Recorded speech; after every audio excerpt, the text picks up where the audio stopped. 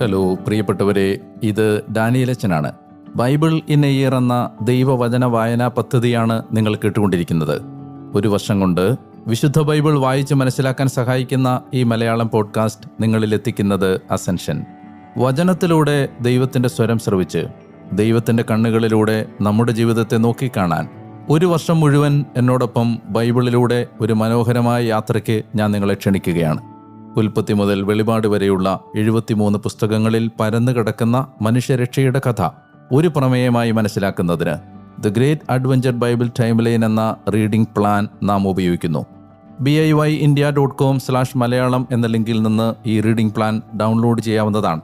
ഞാൻ വായനയ്ക്കായി ഉപയോഗിക്കുന്നത് POC പുറത്തിറക്കിയ മലയാളം ബൈബിളിൻ്റെ പരിഷ്കരിച്ച വിവർത്തനത്തിൽ നിന്നാണ്. ഇന്ന് ദിവസം 93.